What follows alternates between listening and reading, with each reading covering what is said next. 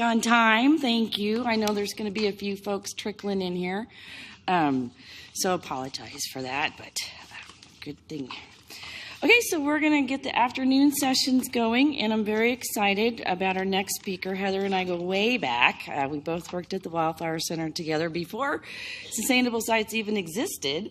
Back then, when the Wildflower Center was being built, we called it total resource conservation, and it was protecting the trees and site design and all those kind of things. So it's so exciting to see how far it's come.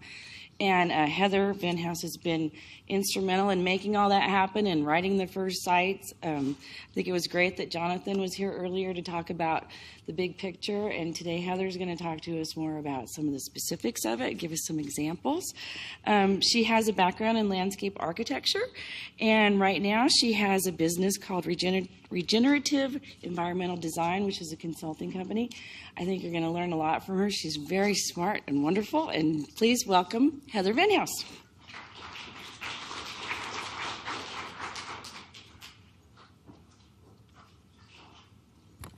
Hello, how are you? I had a taco for lunch, and you? Okay, let's see if I can sort this out. Alrighty. Okay, so we are going to talk about high-performance urban ecosystems, with urban being the key word there. That statistic at the bottom I think is pretty impressive. Do you know what it is the net increase in Austin per day is? It's around 110 to 120 per day in Austin, moving in. So it just gives you some perspective on our urban ecosystems and what we need to get out of them. So we, humans now, Homo sapiens, are now an urban species, with about 50% of us globally living in urban areas. And then in more modernized countries, regions of the world like US and Europe, it's around 80%. We all know that Austin is growing tremendously fast. I think, what's to say, the third fastest in the nation, one of the fastest growing metros in the U.S. And so what that means is that our work is becoming more and more important because the green spaces are changing very rapidly, and we want to increase the ecosystem performance or the high performance value of those ecosystems.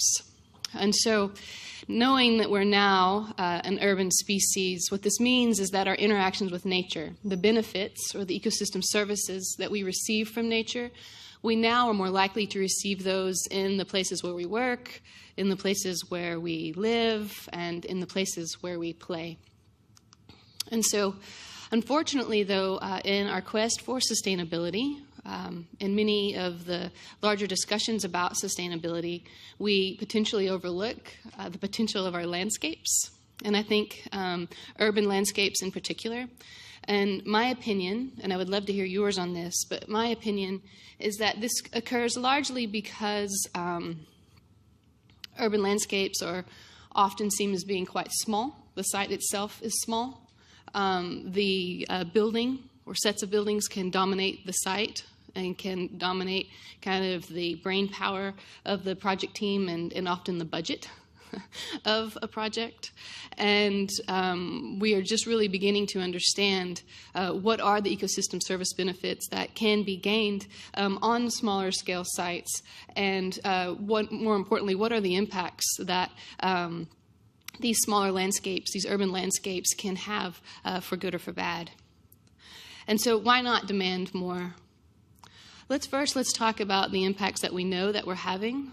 We know that lawn irrigation, this is potable water, consumes a tremendous amount of our water resources.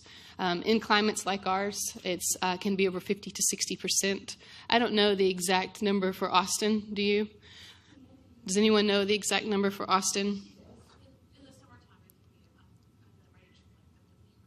Okay, so she said in the summertime it can be in the range of 50 to 60%. Invasive species, we know that the vast majority of invasive species that are in our commercial trade were brought here for horticultural reasons. It's the newest, the prettiest moving in. The city of Austin does have, I think, a great invasive species management plan. So if you're interested in invasive species, it's a free document where they've identified the document and they've identified the invasive species. They also go into detail with how to treat those invasive species, both from an IPM standpoint as well if you have to move on to more detailed chemical methods, which in some, unfortunately, you do. You can find that information there. We also know that stormwater runoff from developed landscapes is now the leading cause of water pollution in urban areas. And when we talk about stormwater runoff, it's very easy in our brains to switch to this sort of scenario where you're thinking, yes, it's coming from the impervious surfaces, it's coming from all the roads, it's coming from all the roofs and the parking lots. But the truth is a tremendous amount of the pollutants that are being picked up are also coming from our landscapes. They're coming from runoff from our lawns and other landscapes that are not holding and treating the stormwater on site. And those can be nutrients that are brought in to grow the plants. What else do you think also shows up in stormwater from urban landscapes? There's one that... Fecal. Dog poop. Yeah, there's a lot of fecal chloroform in there. And so there's a big concern about people touching and getting sick. And so how our stormwater and our landscapes, if we can keep them, if we can keep the water on our site, if we can treat it on our landscape, then we're reducing the impacts that we'll have into our larger water bodies. So what we're going to do today is think broadly about our developed landscapes and hopefully recognize some of their untapped potential. And I think their untapped potential lies in the science of ecosystem services. And how many of you are familiar with the science of ecosystem services? I understand that Jonathan Garner was here this morning. SITES, the Sustainable Sites Initiative, is based on the science of ecosystem services. And what it is, basically, ecosystem services is a very wonky and hard big word, which means something that we all know intuitively. It means the goods and the services provided by ecosystems, both urban and rural, any ecosystem that sustain and fulfill human life. I believe that this is the key attribute of sustainable landscape design, is the provision of ecosystem services. And recently, within the last several decades, scientists have begun to try to value ecosystem services. And the reason for this is because in our thinking, in our global thinking, it's often very hard for us to appreciate something that doesn't have a monetary value associated to it. And so, not that I think you can put a monetary value on some of these things. However, what we've seen is that the value is twice the global gross national product for the world. And so what we're saying is without these, we're in big trouble. And so it is in our best interest to start thinking about ecosystem services in all landscapes. So historically, one of the reasons we haven't thought about them is, the hinterlands, way far yonder, where humans were not necessarily, is where the ecosystem services were generated, right? But now we know, because of the population growth, that we have to start thinking about the provision of ecosystem services in our urban landscapes, in our cities, in our suburbs, in our downtown environment. This is the courthouse in Chicago, and then also in our residential landscapes. In all of our settings, now there's an opportunity for this.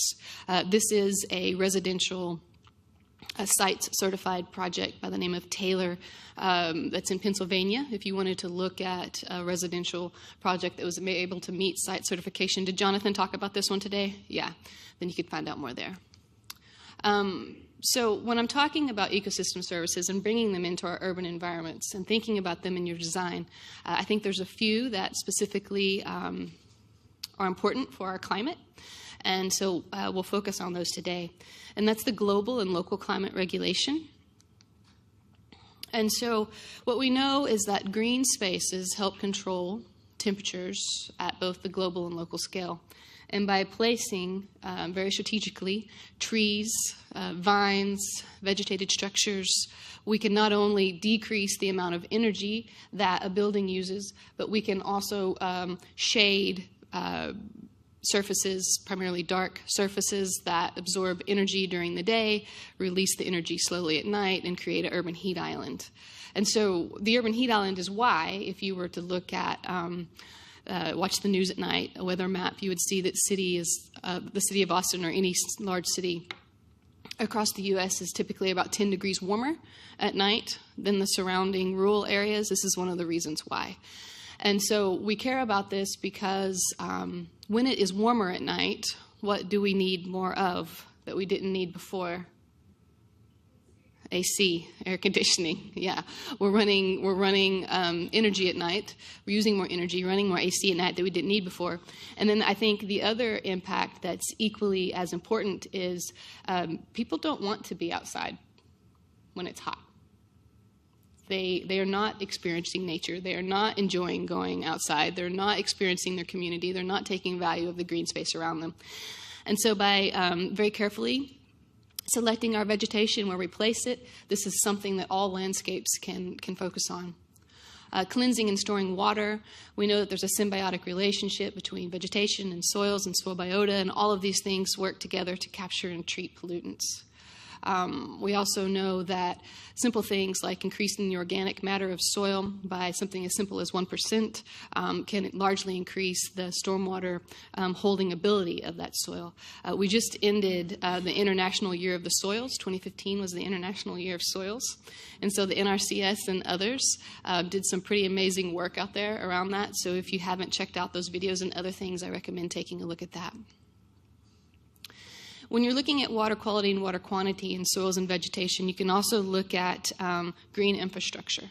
So green infrastructure is plants and soils that treat stormwater. That's different than, per se, gray infrastructure, which is typical piped systems. What you're seeing here is an example of a project by Methuen in Seattle. This is one of the case studies in my book. And what they're doing is they're collecting the stormwater from the top of the building. They're using some of it to flush the toilets. So it can't be all used to flush the toilets. Then they move it into the landscape. And so what you're seeing there are some urban, essentially urban bioswales is what those are. They're using a different term, bioretention gardens, but it's the same concept as a bioswale. And then pervious paving with the structural soil underneath that can help them manage their stormwater. What other benefits does that structural soil provide to those trees? You're increasing the root volume, right? You're extending the size that the roots can grow, which there's a direct correlation between the soil capacity or the soil volume and the size of a tree. Because, like, think about a bonsai. Have you seen beautiful little bonsais, that are our native species? Ulmus crassifolia, I've seen them bonsai this big. That has everything to do with the pot that they're in. It's the same thing with our trees. Increase in soil volume is going to increase the size of the trees. We increase the size of the trees, we can get more stormwater management benefits. We can also get more shade benefits and other things that we're looking for. This is an example of a bioretention garden, rain garden in Portland, where they're managing the stormwater off of this school. It's really not that large of a garden. It's only 2,000 square feet. But they're managing over 30,000 square feet of impervious surface with it. So this is a very high-performance landscape. The reason they're doing this is because it saved an increase in infrastructure for the city of Portland. So it's a double investment. This is my backyard. That's my chicken. That's Dottie. She's kind of bossy. And that's my husband's shed and my husband's green roof. And I wanted to show, do you see the water on the right? That's what the water looks like when it runs off the green roof after a heavy rain and into our cistern. Why do you think it's that brown color? What do you think it has in it? The green roof has quite a bit of compost in it because it's a very lightweight and inert material, but then you have to have the compost to provide the nutrients and also some water holding capacity. So basically what's running off of that green roof is compost tea. And this is after that green roof is about 2 or 3 years old. It's still doing that. So, there's been other flushes before we took these pictures. And so if you're thinking about a green roof system then, or any stormwater management system, which is including soils and there's compost in those soils, then you have to realize that you've also put nutrients into that stormwater, right, as it's moving through. And so then it's important to think about more of a stormwater treatment train system where you're not going from just one bioretention system off the site, but you're moving it through multiple bioretention systems. Maybe you're going from green roof to bioswale to rain garden. You're moving it very, very slowly across the site in these small features that can be easily integrated into the design, but that provide many options for you to capture all of the water on site and to treat it on site. Pollination and habitat, a huge one. As you probably are aware, the monarch is in big trouble, so there's a big push for monarch habitat that I think we're going to see happen at a federal level, at least for the next year. Hopefully it'll continue on. We do know, this is Lincoln Park in Chicago. We do know that large parks can be a huge stepping stone in urban areas for habitat. This is very similar, could be very similar to our Zilker Park in town, where they had a group of citizen science go out and do bird counts, and they found 158 bird species, different bird species. I don't think that's too bad for middle of a city the size of Chicago. But more importantly, what we also know is that there's a bottom-up influence. And so what that means is that we don't just have to look at these very large parks to say that's the habitat in our areas, but our neighborhoods can also be habitat. And yes, there is a benefit from 1 yard. There is a bird species richness improvement benefit from 1 yard when the plants are selected and habitat is created. And then what do you think happens when there's 2 yards? And then 3 yards, and then 4 yards. And so that you can begin to think about neighborhoods as these parks that are moving in birds and other habitat species. And then, of course, the physical and mental health. And I would imagine that most folks that go into our field of work intuitively know this. We know that we feel better when we're working in the landscape, and that's part of why we do this work, right? Well, now there's science to back up that it wasn't just a feeling, we're actually onto something. And that it is true that there is physical, mental, social health benefits from being out in nature. And so if you look at neighborhoods with more vegetated green space, they found that participants are more likely to engage in the physical activity, and so they're going to be about 40% less obese. Now, what are other benefits from neighbors engaging outdoors? Less crime. That's right. They know each other, community, right? If you know your neighbors outside and someone else is in your neighborhood that you don't know, that you haven't seen, well, then you're going to be more vigilant about, well, who is that person? You know, why are they here? What's going on?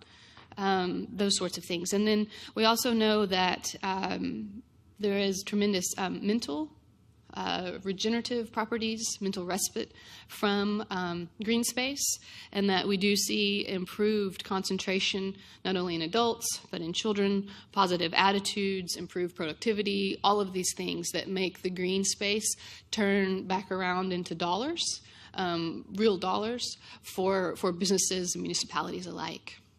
So let's talk about some design solutions.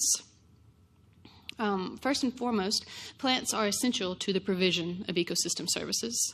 If you were looking at a list of ecosystem services, you know, there's lumpers and splitters, and so there's different numbers of ecosystem services that you can come up, but it's very difficult to tease away how they would not be connected to plants in some way. And so if you can think about just the benefits of one tree, not only are they absorbing a tremendous amount of air pollutants, but they're also providing the oxygen, increasing the cooling costs, which we heard about, increasing property value. I know we purchased our house not because we loved the house, but because it had 2 great trees on it. And we thought, well, we can change the house, but we're in 60 years, hopefully we're not going to be living here, and these are 70-year-old trees, and so we're good. You know, that's a good place to start. Habitat for over 500 insect species. I had somebody once tell me, why in the world would I want to plant a tree? That you told me it's habitat for 500 insect species. Why do you think that's a good number? Why do you think any insect species in your tree is good? Birds and other animals, right? Insects are on the bottom. They're on the bottom of the food chain. And so if we run the insects out of our landscapes, what in the world is everything else going to eat? And so when you see trees and other species that provide a broad habitat for insects, what you're really doing is providing habitat for other wildlife. Interception of stormwater. How do trees intercept stormwater? Their leaves, yeah, up above.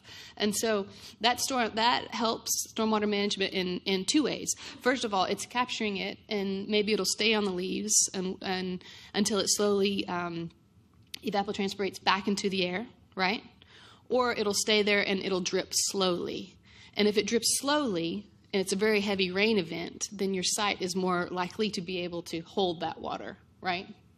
And so this is why I think we see a large push for street trees, and why we should continue to see this push, and every opportunity you get to shade a tree or to shade a street or to cover a street with a tree, please do so, because there's numerous benefits that go along with that.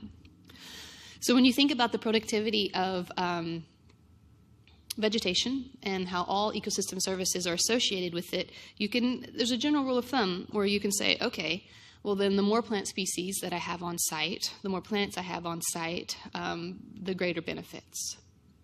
But that's a very quick jump, because in some ecosystems you're going to pay dearly for more plant species, right? And so what we have to think about is not just more plant species on site, but how do we construct and maintain those plant species so that when we're trying to balance this ecosystem services or with the triple bottom line of the costs, that what we're designing and maintaining in our landscape doesn't undo the ecosystem service benefits that we're trying to create. So example, what is the environmental cost of clearing a landscape? Not only do you lose all the ecosystem services that vegetation is already providing, but more than likely, if you're using machinery, then there's going to be pollutants attached with that, right? And then there's the green waste. Yes, it can be recycled, but again, it has to be more than likely transported somewhere else where it's going to be recycled. The plant production and transportation. When you're growing vegetation, when anyone is growing vegetation, it takes a certain amount of resources, right?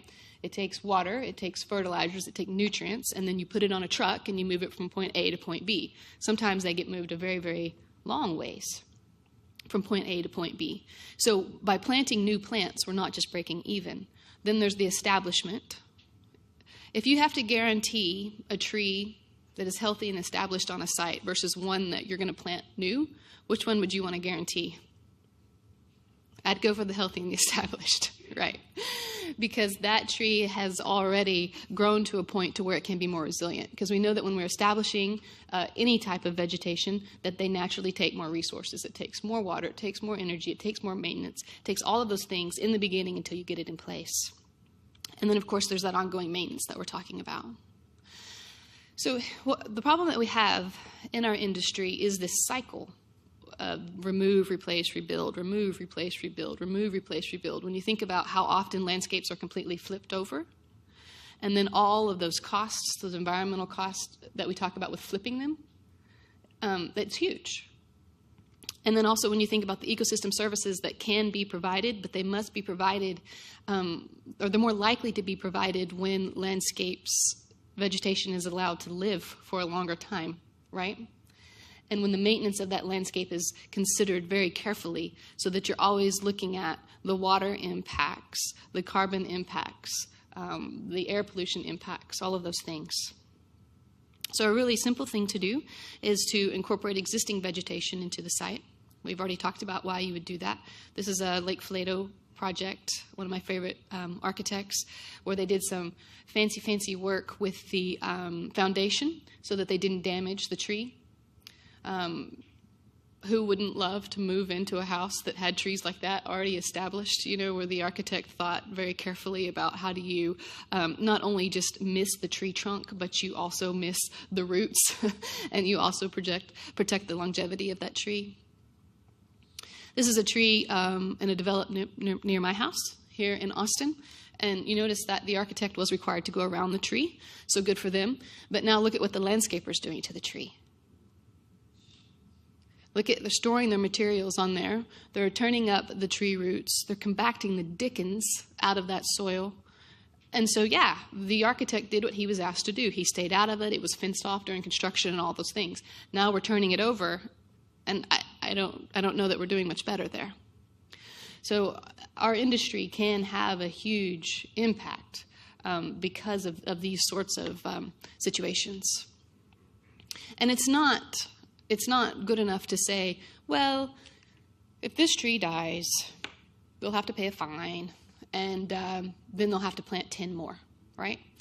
No, because if you look at the ecosystem service benefits of a 5-inch DBH bur oak versus a 25-inch DBH bur oak, and you think about how long it takes to get there, you can see that the difference in the benefits is huge. And then if that tree is only going to live for 20 or 30 years before another developer comes in and cuts it down or messes it up or somehow it gets messed up during construction, then we're not getting anywhere. And so not only do we have to be very careful that the buildings don't damage our trees during constructions, but also our landscapes. I think it's important that we go ahead and we take the big jump and we begin to talk about eliminating potable water use after establishment from our landscapes. I know that's really scary in a climate like this. I get it. I garden. Can I do this at my landscape at my home? No, but we are, regularly working towards it. And the reason we should care about this, and when I talk about this in different presentations across the country, I tell them, in my region we have water shortages. Maybe you do, maybe you don't. But the other reason why you should care about potable water irrigation in the landscape is because it has a huge environmental footprint. It takes a lot of energy to clean water and to move water. And so when you're thinking about the energy budget of your landscape or the environmental impacts of potable water, it's not just water shortages, it's also energy. So when we're designing our landscapes, instead of designing it and then backing out and seeing how much water we're using, if we flip that and we say, okay, how much precipitation and on-site alternative water resources does this site have available? That monthly budget equals the monthly budget that we want to use in our landscape. And start from there and see how far you can get down that net zero potable water goal. And so there's all kinds of ways we can do this. Really old technology, active rainwater harvesting, collect it now, use it later. Passive rainwater harvesting, which is bioswales, rain gardens. How does this help? Slows it down. What else is it doing? It's recharging the water in the soil. And then if you have organic matter in the soil and you have in the right plant selection, then you have water waiting in the soil for your landscape rather than running off down the street. What about AC condensate? Any of y'all using AC condensate? There's a building outside that says this landscape uses AC condensate. Climates like ours, that can be a lot of water, a lot of really good water that typically runs at the same time that our cisterns are dry, right? Because our cisterns are dry because it's summer and it's not raining, but AC condensate, you have AC condensate because we're running our air conditioners, and so you can often combine your AC condensate with your rainwater and then use that to double up on storage so that you don't have to have two separate systems. And again, this works for very large buildings like this. It can also work for very small residential buildings. I'm surprised at how many homeowners don't know where their AC condensate water goes. It's typically dripping somewhere outside of their house, and if you can get to that water, it's a very good source of water. And then Greywater. Texas is one of the 7 or 8 states across the United States that will allow you to use Greywater. There's lots of issues around using Greywater that we don't have time to go into now, but and those issues are typically related with salt. And so maybe we could talk afterwards or we can talk another time about how you would use Greywater more effectively. But on any house that's pier and beam, where you can get easily to those pipes underwater where the pipes are not in concrete, the water outside of your bathtub, the water outside of your sink, those sorts of things is just waiting. It's out of your shower, is just waiting for good use. And, when you're talking about salts, do you know 2 species commonly found in our landscapes in plethora that don't mind salty water? Because they come from saltwater ecosystems, more or less. St. Augustine and Bermuda. They just think about where they come from naturally, coastal regions, and there's more salt there. And so those 2 species are more likely to do well with Greywater. All right, so lastly, the one we're really going to dive into today is soils. And I think soils is a resource that are often overlooked for many reasons. Sometimes I think because they're a little scary, because it's chemistry and it's other things that not everyone is comfortable with. I know I'm not always comfortable with it. I've had to stretch my brain a lot to learn more about soils. But it is important that we protect and restore the ecosystem services provided by soils. Now, soils are more than just mineral content, right? It's not just sand, silt, and clay, sometimes gravel. But there's also the organic matter in the soils, gases, that interchange with the atmosphere above and that are also produced by roots and soil biota within the soil, and then the water that's necessary for the chemical reactions. So why do we care about soils? Because there are specific ecosystem services that are related to just soils. Interestingly enough, managing stormwater on site is very closely related to drought protection, and those two things are connected to your soils. And so if a landscape can absorb rainfall, it mitigates flooding. We are a flood-prone region, as you all know. If any of your landscapes can reduce stormwater runoff, I promise you you're doing a greater good for the entire community. We talked about how soils, vegetation, soil biota, they naturally remove pollutants and they cleanse water. The soil is storing storing water not only for plants, but also for wildlife, for us. It's providing nutrients and the nutrient cycle, storing atmospheric carbon, which we'll go into in a little bit more detail, and then also providing habitats for millions and millions of microbes, insects, plants, animals, many of which we don't know enough about yet, but we're slowly learning that they are in a large part responsible or at least have a very strong connection to the success that we see above ground with our vegetation. So when you look at the Earth, there are a series of carbon pools. The largest terrestrial carbon pool is soil. How does carbon get out of the soil? How do you increase the release of carbon in the soil? You turn it. Yeah, I mean, think about a compost pile, right? If you want that to break down faster, you turn it. So when we're grading landscapes, when we're turning soils, when we're moving soil around, we're increasing the likelihood of reducing that carbon pool within the soils. And I know there's many situations where it's difficult to avoid completely moving soil around, but there's also situations where we move soil around just for an artistic license, right? Just to create different spaces and shapes. And so I'm just asking to think a little bit more critically about that. Interestingly enough, Tillman and others have shown that there is an increase in soil carbon sequestration when there's an increase in plant species. So a higher diversity plant palette is more likely to place more carbon in the soil. I think this has something to do with root systems. And you can think about if you have plants, a very low diverse plant palette, then the root structure is also not going to be as diverse. But if you have many different species out there with many different root structures, then they're filling in all the spaces down below the soil and then providing more opportunity for root growth and then subsequently carbon storage. So a question for you. What is the most common constraint with urban soils in regards to ecosystem function?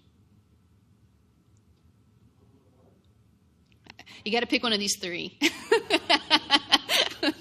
But I think that's a good one. So what is the pH typically in urban soils? Is it acidic or alkaline? It's alkaline. Why is it typically alkaline? Has to do with our water, but it also has to do with urban construction materials, primarily concrete. If you're measuring soils, the closer you get to concrete or where they've built concrete, you're probably going to see an increase in the pH. And that's because what is the basis of concrete? Lime. Yeah, limestone. So urban soils often have a higher pH. But the primary concern in urban soils is compaction. And so why do we care about compaction? Because it contributes to erosion. It's restricting the plant growth. If it's limiting the soil's ability to absorb water, and it's decreasing the soil's biological activity. So the roots and the soil biology both need the same thing to grow, right? They need air and they need water. When you compact soils, what are you squeezing out of the soils? pore space, which is air. When water moves through the soil, where does it stay? In the pore space. So if you compact your soils, you're reducing the amount of air that's in the space. You're also reducing the space that is there to hold water. And so you can look at charts like this. This is looking at the different type of soil textures. And so should all soil textures have the same bulk density? The same level of compaction? No. And the green lines that you're seeing here is the maximum allowable bulk density, where each soil texture becomes root limiting. So you'll notice that it's 1.33 at clay, and then way over here at sandy loam, it's around 1.66. That has to do with the particle shape and the particle size of clay and how much easier and how much more compact clay can become than sand. And so you have to understand the soil texture type when you're working on soil so that you can know to be careful, not to overcompact, but then also how to restore them if they do become overcompacted, and then how to measure them so that you can determine whether or not the soils are root limiting.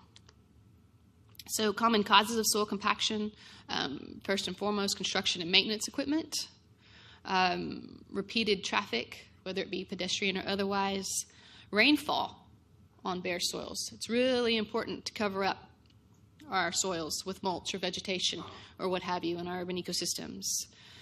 Continually removing organic matter. Why would that increase soil compaction?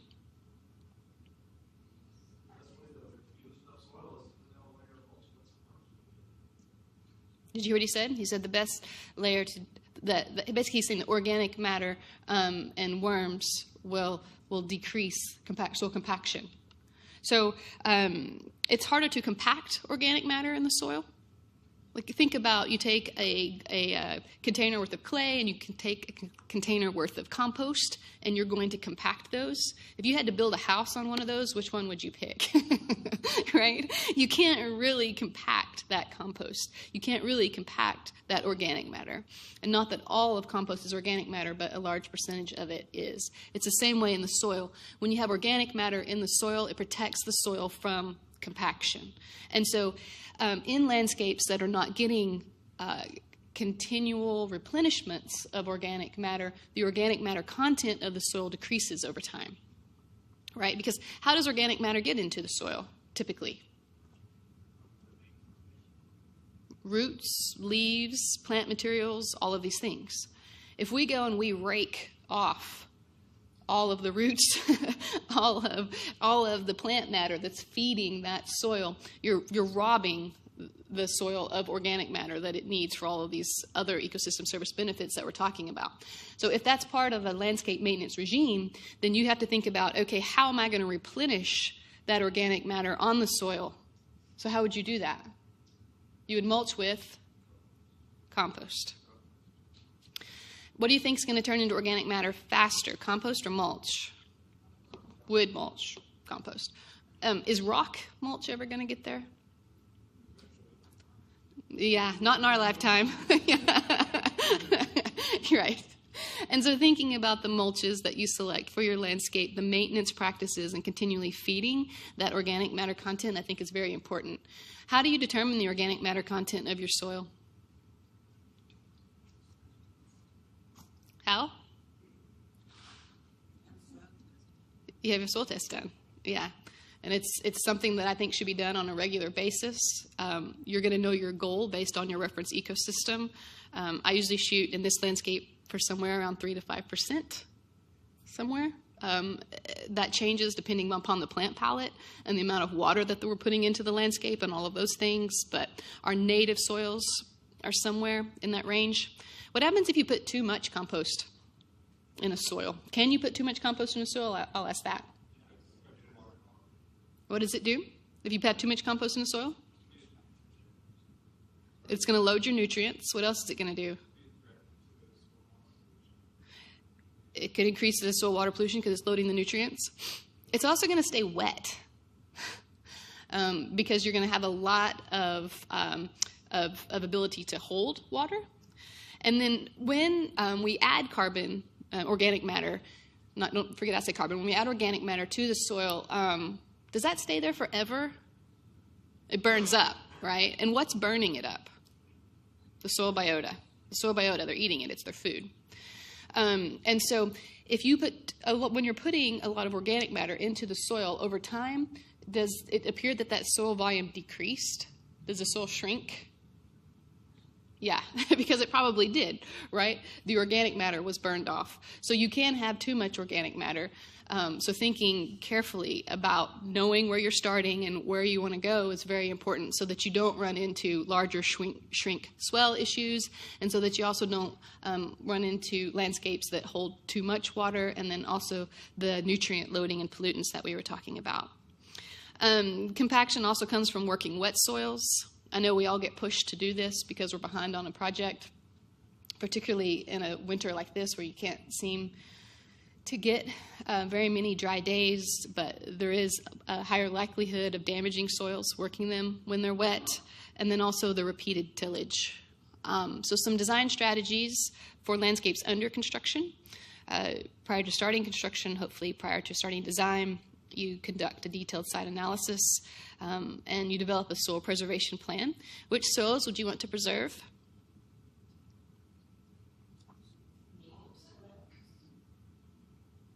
I would preserve the ones that I would define as healthy.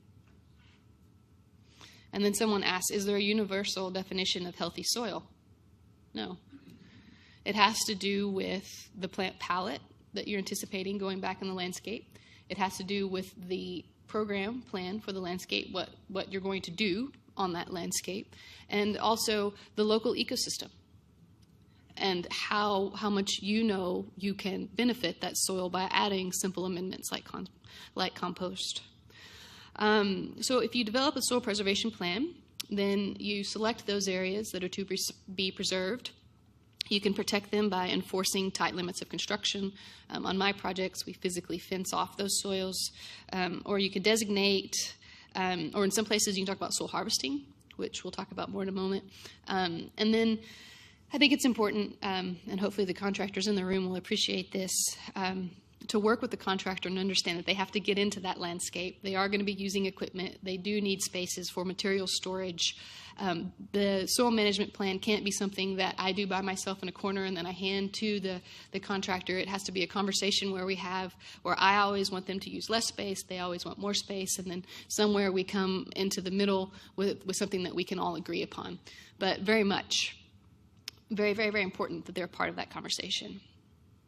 So when you can't fence off the soils that are to be protected, you can harvest them. When you harvest topsoils, what do you do with them?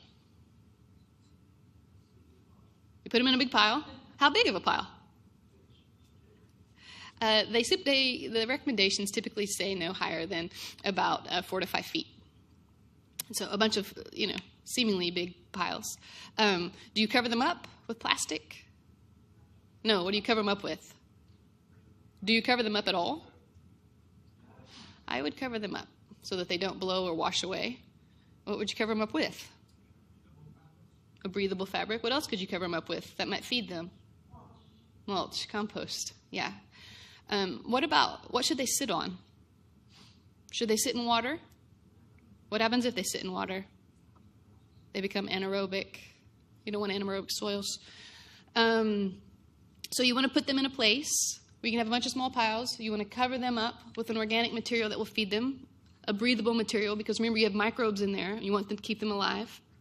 If you want to keep them alive, you have to give them water, you have to give them air, which means you may need to sprinkle the soil mounds a little bit. And you also want to put them in a place where it's well drained so that they're not sitting in water so that they don't become anaerobic over time. Soils that are going to have light equipment across them, you can protect them with layers of mulch, very, very thick layers of mulch, coarse, woody mulch. Think about that compaction. Using the lightest equipment possible. My specifications usually call for around 4 psi, and contractors using equipment specifically that is around 4 psi, and then avoiding working soils when wet. I think the other important issue to talk about in our industry when it comes to soil is soil volume. This is a place where value engineering comes in, which is a funny term, which really means cutting costs. And soils are often cut. They're cut because who knows they're cut, right? So we see quality of soils being cut, and we see quantity, volume of soils being cut. And then we see a thin veneer of higher quality soils going on top, and then what's left for the plants to grow in. And so we talked about how there is a direct correlation between the amount of soil volume and the size of a plant. We also talked about the amount of water that can be stored in a soil when you increase the organic matter. And so you can begin to think about the size of your plants, how long you want them to live, how long your client wants them to be there, and then you can begin to justify why you need higher quality soils and why you need more soil volume. And as a typical rule of thumb, you need a minimum of 2 feet of cubic soil per 1 square foot of mature tree canopy. Just something to think about when you're designing landscapes and you're arguing for these soils to stay in place and not be cut. Moving away from soils and into maintenance, I see the field of sustainable landscape maintenance as being a huge area for economic growth in the future. It's the direction in which we need to go. It's the directions in which I push all of my clients to as best as I can. And so what we're moving away from is scheduled maintenance that happens because it's March or April or September or what have you, to more adaptive maintenance. And this is a higher level of skill. And I think this is why you're in the room, right? You've committed to a series of learning sessions and improving your skills so that you can be recognized as being able to provide a better product. And this better product is adaptive land management, which is monitoring the landscape, looking at the needs of the landscape, and then determining the maintenance. Can you see how that's a very different approach? And then another important thing is this continued learning and the feedback loops, which is absolutely necessary to improve our future work in the industry. This part's a little scary. You have to go back, you have to monitor what you did, you have to see if it's working or not working. If it's not working, figure out a way to improve it, and then be brave enough to go stand up in front of people or different scenarios and talk about what worked and what didn't work. If you're looking at a system like the Sustainable Sites Initiative, there is a credit for monitoring. I don't think the point value is quite high enough, but it is one that I really encourage my clients to go after, because how are we ever going to learn if we don't monitor and if we don't talk about what we're doing? But then also, it also, I think, when you stand up in front of people and talk about what you did and what you learned, you become a leader in the industry too. So it's a wonderful marketing tool for businesses out there. I was asked to talk about a local sites project, and so I chose to talk about one that I think you may all be aware of, even if you don't know you're aware of it, because it's taking up a huge part of downtown right now, all those cranes. And it's the University of Texas's medical district. The university, along with other partners, is building a new hospital, teaching facilities, all of these things to bring a new medical school to downtown Austin on the existing campus. And so this was the site before construction. This was the site after we removed the vegetation, and now we're beginning with the buildings. So a couple of things that I'm proud of with this project is we are going to reach the 80th percentile for stormwater management, which means that we are going to capture and evaporate, infiltrate, or reuse our 80th percentile storm event, which is a little over 1 inch storm inch on site. So from all that impervious surfaces that are going on that, the large buildings, the large parking lots, the other things, we're going to capture that water and we're going to reuse it on site to the 80th percentile. This is a big deal for the university. Improving the function of Waller Creek is another one that I'm very excited about and very proud of for this project. If any of you have looked at Waller Creek, it's not a shining example of how we should treat our riparian corridors, yet it runs through the middle of Austin and influences so many folks, or could potentially influence so many folks. The University of Texas is the largest landowner of the Waller Creek watershed. And so this work that we're doing at the medical district hopefully will continue to creep its way up to the entire corridor through the university.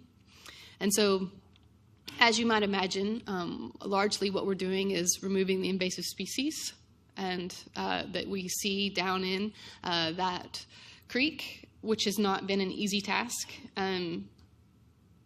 For many reasons. We can talk about it more later, but we are getting somewhere. We are going to replace, of course, you have to fill a hole, right? You can't remove an invasive species and then leave the space empty because you're going to get more invasive species back. We're filling that hole with then a native plant community. We're restoring the damaged soils, and we're greatly increasing the plant volume on this site, the plant soil volume. We're increasing the biodiversity. We are moving in many areas to more of a meadow area, so many more native plant species going in. Once they get established, hopefully will be greatly to reduce maintenance as opposed from regular lawn mowing activities. And then important for the entire community, there's going to be a vast increase in the amount of access through this space. Trails and other bicycle pathways that link to other parts of Austin, you'll be able to go into this part of campus and move around and move through. So very exciting stuff. So I wanted to leave some time for questions. Hopefully I left a few. What do you got? You have nothing, right? It's after lunch. Silly question.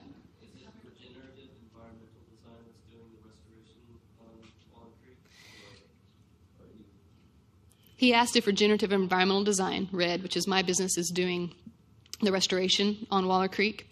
No, the restoration of that project is part of the overall project. And so the contractors, which were hired to do the landscape maintenance, are also following the restoration plans, which were developed by the project team, which was Sasaki, myself, the Wildflower Center, Bury, and Page, the architects. Yes?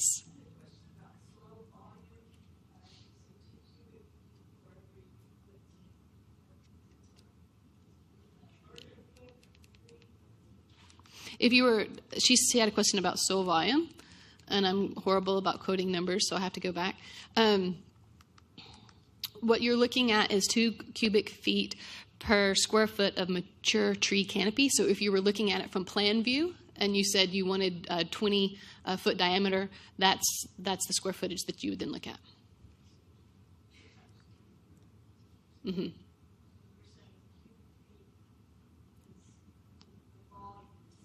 Right. And Nina Bassick and others from Cornell have done some really good work on this. If you were to look up soil volume, you would find a lot of interesting things.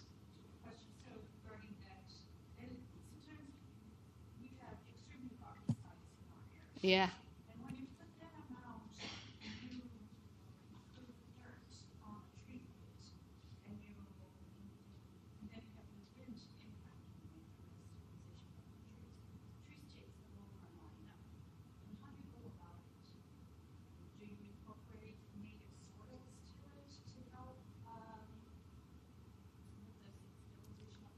Yeah, so what she's asking is, our soils are quite rocky. You dig a tree pit, you plant the tree, and then you put all new soils in, and the tree blows over, which has happened. That sounds familiar.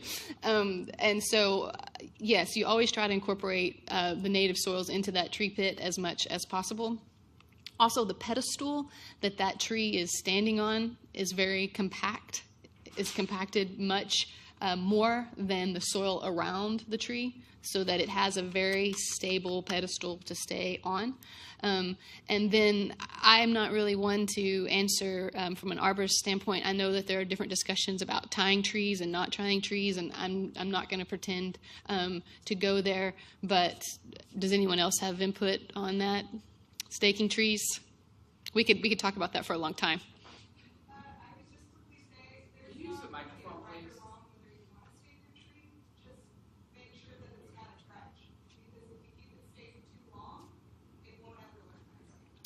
She said there's not a right or wrong in staking trees, but if you leave them staked too long, of course, it'll become a crutch. So generally try not to exceed 3 months of staking. She recommends 3 months. So the problem is with self-staking, maybe it wins. Or the microphone. It breaks off the fibrous roots. Yeah. So it can't uptake as much, and so you're going to get a longer establishment rate. So, it really depends on the tree and the size of the tree, how long you keep it staked. But, I've done up to a year, and you don't want to do much more than that. Yeah, like I that's said, usually we could for have a 15 to whole 30 presentation rounds. discussion about this. I've been in rooms where arborists yell at each other about this, and I just sit quietly. Yes, ma'am.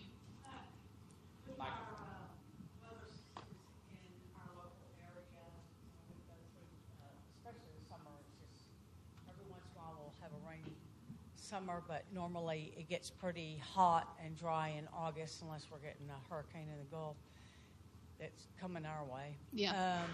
So when we start restricting the watering and the potable watering, especially in the landscapes, then what I've started seeing, especially around this Austin area, is the damage it's doing to our trees, because the trees aren't getting enough water as it is, most of the time around here. And then when we restrict the watering, Yeah. So what she's saying is when you're restricting the water, the damage that she sees is primarily to the trees. And we want to keep our trees, right? And so my answer to that is if we do get in a high drought situation where we don't have any of the alternative water sources and you start to see trees, you're carefully watching trees and others to see that they're stressed, what do you water first? Your trees. What do you water last? Your lawn. Right. You have to be able to prioritize in that landscape where the water goes. I think that you could go most summers and think that the Bermuda grass and other lawn is dead, and you would see that once it starts to rain, it's going to come back. And there's many of the native grasses and some of the other native plants are that way too. They can look rough and you can think they're far gone, but you would be surprised. But I agree that there are some species like trees that if you start to see them being stressed and other things, that's where you prioritize your water use.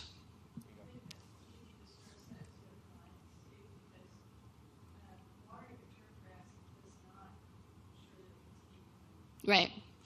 She said stressing that to the client. Yes, I think that a huge part of your job, which you may not have realized, is to be an educator and to be able to have the tools, which hopefully that's what these sort of programs are about, giving you the tools to be able to talk to your clients, to educate them about why it's okay if their lawn goes brown, but it's not okay if their trees start dropping leaves. Yes, sir?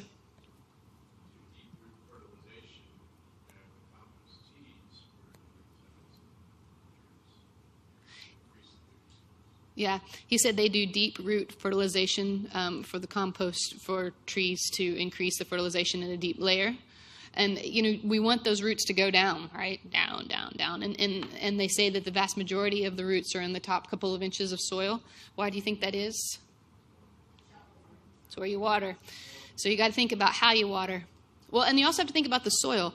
During construction, if they compacted the bejesus out of that sublayer and then they didn't go in and restore that sublayer by ripping it up and putting a little bit of organic matter in there before they put the topsoil or the planting soil on top, of course those roots aren't going to go down further.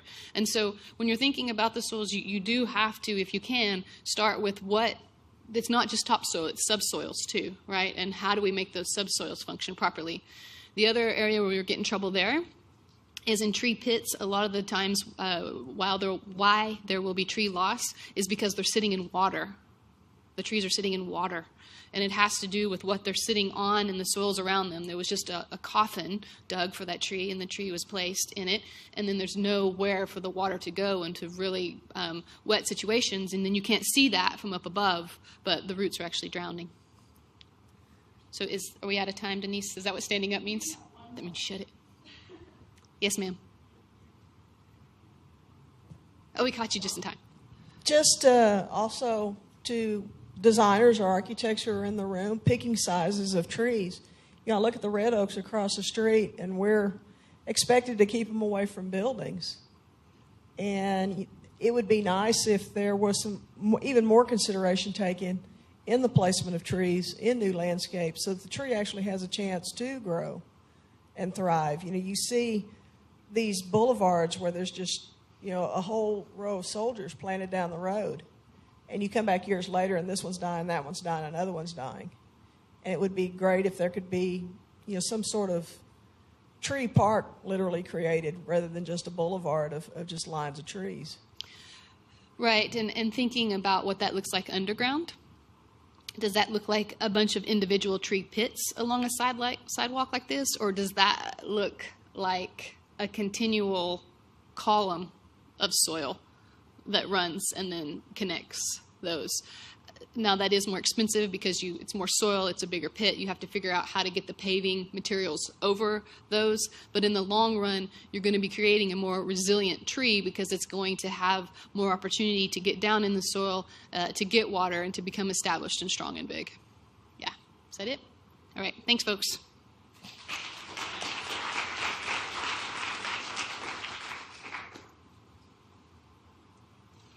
I told you she was wonderful. Okay, so we have our next speaker getting ready here to come up and talk to us. I work in the Watershed Protection Department, and I get to work with fabulous, passionate people like Starren Wagner, who also works in the Watershed Protection Department.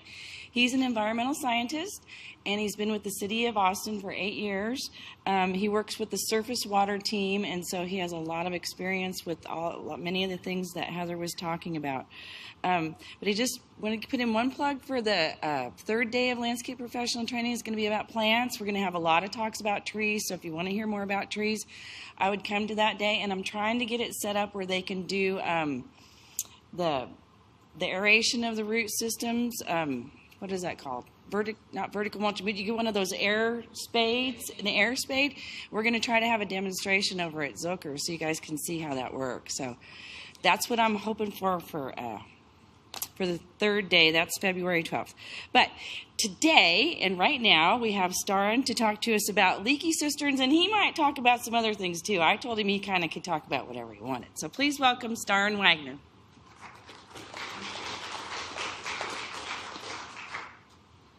Heather, that was fantastic. I wish I could match up to that, but it was really good information.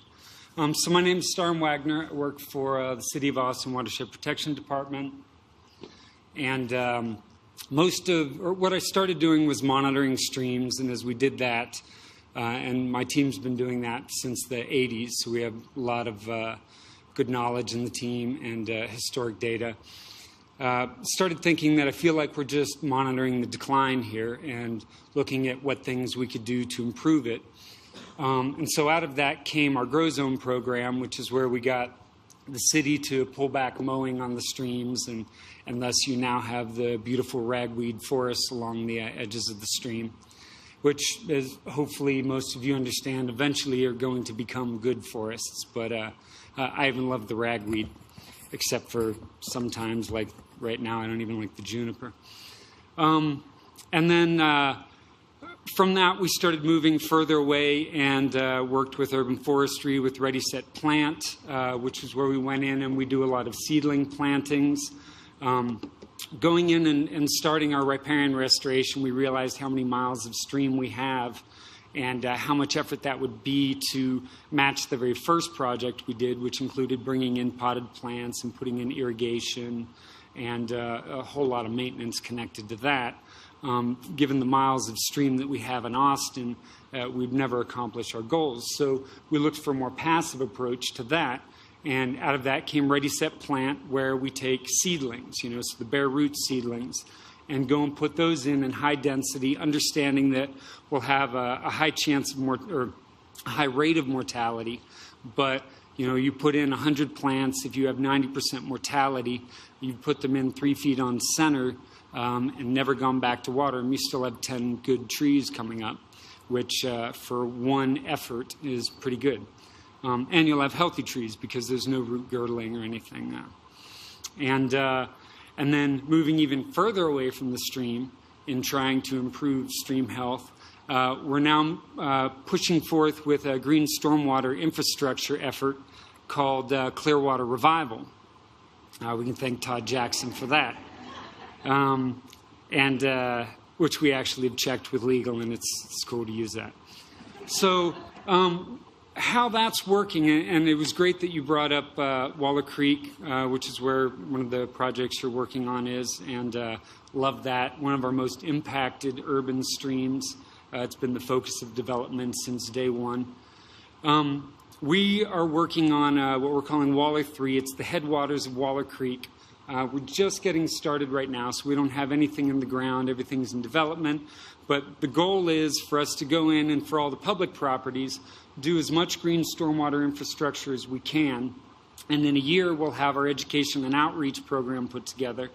And with that, we'll push it out to the private sector, to individuals, homeowners, property owners, about what they can do with green stormwater infrastructure, key components being rain gardens, rainwater harvesting, berms, swales, porous pavers, to try and get and collect up to a 1.8-inch rain event and keep as much of that on the property as possible. Our goal is, because I'm water quality based, is to improve the health of the stream. So what I'm looking to do is cut off the hydrograph for all these storm events that we get and reduce the erosion and flooding that go on in Waller Creek, which heavily impacts the health of the streams. In addition, all that water that we'd be infiltrating into the ground in time will make its way to the streams in the form of base flow. I can't quantify how much that'll be. We have rain gauges on Waller, or flow gauges on Waller Creek, which are monitored by USGS, and we have historic data. And so, from this point on forth, we'll be able to see the impact of that. But that's what brings me to you today to talk about one of the key things that I'm focusing on, and that is leaky cisterns with rainwater harvesting. I could probably explain it in about a minute and a half, so I decided to stretch this out a little bit. How many people here have installed a rainwater harvesting system? Hands longer so I can do a quick count. So we've got about 15 to 20. How many have done one larger than a 500-gallon system?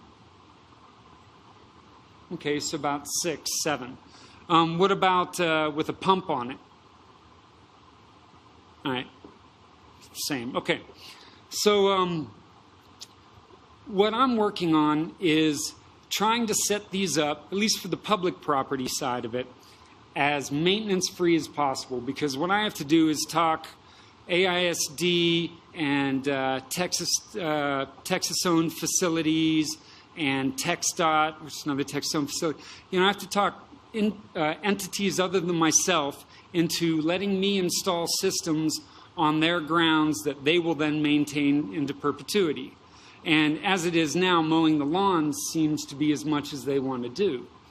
So what I'm trying to do is design these rain harvesting systems so that at least a good portion of the water that they collect just passively drains off into the soils and infiltrates down in with no effort on anybody's part other than as minor amount of maintenance as possible. And this will begin just immediately. As soon as the cisterns fill up, it'll start leaking out through whatever means that we impose. And I have a couple of options in this that I'm going to cover. That wasn't the button. All right. So not knowing what everybody here knows communally about this, cover a couple things. Keys to rainwater harvesting is, I've got this, is water conservation. You have less restrictions, so the restrictions imposed by Austin Water Utility to reduce our water consumption of potable water. I'm sure most of you are aware of limits on when you can irrigate, to what level. You're not supposed to wash cars. So that you can do with rainwater harvesting. Reduce stormwater impacts. So as I'd mentioned earlier, we're going to reduce the peak events or the events that occur in the stream, so there won't be as much erosion because every rain event won't make it. Every raindrop is not going to make it to the stream within 20 minutes of hitting the ground. Instead, we'll be infiltrating this, and a lot of this rain is going to take weeks to months to make its way to the stream, meaning that when it rains, even a small event isn't going to fill up and engorge the stream channel and rip out and carry away all the soil and vegetation that's trying to get established there.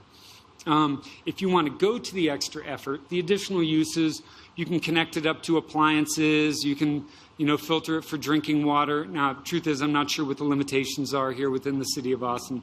I'm not pushing these things, but there are other options, and you can connect them up to toilets. They're also good for locations that have poor infiltration. So if you're looking to capture your stormwater and rain gardens or other possibilities that you want to use aren't going to work very well because your infiltration rates in your soil aren't good, if you can capture it with rain tanks, with cisterns, then you have more time with which to put it out and allow it to infiltrate into the soils or be used for whatever purposes you need it for. And there'll be a free trip to space if you do enough of them, and SpaceX will give us one. So the basic components of any system. First, you've got to capture the water. So you've got your catchment. Primarily rooftops is what we're looking at, whether they're sheds, houses, carports, something up high so that it's going to drain down in. We're not looking for runoff off of impervious surfaces like parking lots and driveways. So the water in general will be fairly clean anyway. But I'll cover that still. Our collection system, which is your gutter system. Filtration, which I think is a very important part of this system, in particular for maintenance. You can have screens on your gutters, so that's sort of the very first point at which you can start removing debris and pollutants from the water. You can have a leaf filter, which I've got a picture of later on, which is somewhere in between the gutter and the first flush system. And then you have the first flush system. So the leaf filter is another component that's built that the water flows down. Any debris in that is going to land on this screen and get washed off while the water itself flows straight through the screen and continues on through. The screen also plays an important role of keeping mosquitoes and other critters out of your rainwater. And then your first flush system. So all your smaller dissolved particles that are, geez, I talk a lot. 5 minutes, okay. First flush system, which is going to take all your smaller particles, the bird poop, everything else that you really don't want in it. Your storage system, which will be your rain tanks, variety of those. Overflow, which I recommend going to a rain garden before it makes its way out. Treatment, which would be for potable water. I'm not going to worry about that at all. And then your delivery system. There's your leaf eater, your poly tank, first flush system that has this nice little ball that floats up and stops the flow through, which I don't think is extremely critical. But and then these flap valves, which you can put at any of your downspouts. Nice part about them is, once again, they keep insects and other critters out of your system. This is what your system is going to look like. Given my time, take a good look at that. Okay. Calculations. You're going to want to figure out your supply. Key point. How much water can you get? So you're not looking at surface area of your roof. You're looking at your plan view footprint of the roof. It doesn't matter what the slope is on your roof. The area which the rain is going to fall is always going to be the same. And then look at your demand. Primarily, I'm focused on outdoor demand. So if you're going to use it for irrigation, car washing, filling up the pool, all these things, those are your water demand. And then your indoor stuff, you can worry about that. Make sure your supply is greater than demand, or else your system is just not going to be what you wanted it to be. And to give you an idea of how much water we're talking, on a 2,000 square foot pad or catchment area, a 2-inch rain, which is pretty big rain, it's, I think, 95th percentile. Storm events are 2 inches or below, will give you 2,300 gallons of rain. So a leaky cistern is one that is designed to draw down immediately upon the rain tank filling. It can be passive or automated, so you can have a pump on it, or like the ones that I'm trying to design for these public facilities, it's going to be passive. It'll be done through underground infiltration, or you can have a very slow release surface. If you have a drainage path that is soil, garden, whatever, the infiltration rate you've got worked out, you can figure out at what rate you need to drain this tank, that it will continue to go out, but also drain down so that you don't have what they refer to as nuisance water, which is any water that stands for more than 48 to 72 hours and can be a problem for mosquito breeding. And then the size and method that you use can be based on your infiltration rates of the soil. So what a system looks like, you can see you've got the leaf eater, you've got your first flush system, your main tank, and then, how's this for you? And then an overflow on one side. And I have this system set up because one of the concerns at the independent school district was if I bring a lot of downspouts to one tank, and then the tank fills up, all of my overflow from multiple downspouts is coming out of one point, which means an increased flow, increased erosion, increased problems from that. So I set this system up to have, when the tank fills up, it drains out another spot. Here's an example of a bi-speed drawdown. So I don't know how well you can see that, but off the tank, I have a pipe coming up. Within that pipe, I have multiple valves. If I say, okay, I have X amount of need of rainwater for all these varieties of things, but I'm willing to give a certain amount towards this water quality effort, or actually, just the deep watering of your or of your landscape, your trees, your yard, you can set a valve at that point to which you have a drawdown that draws down until it hits that valve level. And then after that, you have another valve below, which is your other uses. So you can always maintain a supply in there and do these passive or immediate drawdown systems. Benefits of these leaky systems, some I've covered, but reduced stormwater runoff, so less erosion, flooding, deep watering for your vegetation. For people who have slabs, a lot of those folks who are on the clay soils and didn't have a good slab poured have to maintain a certain moisture level around the house so that their slab doesn't crack. This is a great use of this system. On that dual speed system, the first half can drain out quickly so that it's ready to receive the next rain, and that's the key reason for trying to get that tank empty as quick as possible or partially empty. And then have the second system, a much slower drip system, so that you have much more long-term deep water infiltration. And it's adding to the groundwater. If you're doing this to meet some water quality requirements, then you can refer to the City of Austin's Environmental Criteria Manual 1.6.7D. I have all these references at the end. I think it'll be online as well, so you don't have to write that down real quick. Problems and solutions. What's my time? I'm done. I'm going to go to this for a second. We're on break now. The rebates, talking to Austin Water Utility, they want the property owners to do the rebates because they want buy-in. They want them to be connected to the system. And I realize that, and having talked to people, it's a daunting thing for them. It's not a difficult task, but it's just something they haven't done. They don't know what to expect. They haven't looked into it. And so that's just one of the things that's keeping them from moving forward with this. You guys can make money selling these systems and while doing good. And so if you were to get this rebate started for them, it would take a large portion of the hesitation that they have out of this. And in addition to that, the maximum rebate that the city offers is $5,000. So up to $5,000 of this system, and that would only be half of the system. So if you put in a $10,000 system, your client will get $5,000 of that back. So they're getting a $10,000 system for half the price. If you took care of the site drawing, the system drawing, and the operation and maintenance guide, those are the three key components that are needed in the application form, then really all they're doing is filling out their name and some other incidentals. And you'd have to go through all of that before doing the system anyway. And if it's a pressurized system, that has to be turned in and approved by Austin Water Utility before you can move forward actually with installing the system with a guaranteed rebate.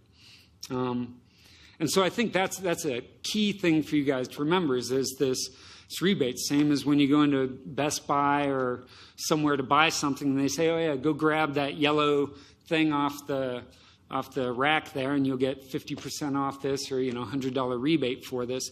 You take care of that, and you've just made yourself a lot cheaper without actually having to take any reduction in the amount that you're making on the system. I've got a variety of resources here that I think would be useful for you if you want these. Some of them are the environmental criteria guidelines for stuff, for percolation or infiltration tests for doing that to the soil, which is a critical thing to figure out. You don't want to be putting too much water onto the soil without it being ready to accept it. And yeah, that's it. I was done a little bit ago. Anybody want to? Anybody have any questions or want to refute anything I've said? Or I'm always up for any sort of discussion. Nope. All right. Well, thank you for having me. All right. Sure thing. And you guys, it kind of goes without saying, but I'm going to say it anyway. All of the speakers today are happy to talk to you guys after this if you have any follow-up questions, because I know that we're all here to help share information. So we're going to take a quick break, 10 minutes, come back in, and then we'll finish up the rest of the day.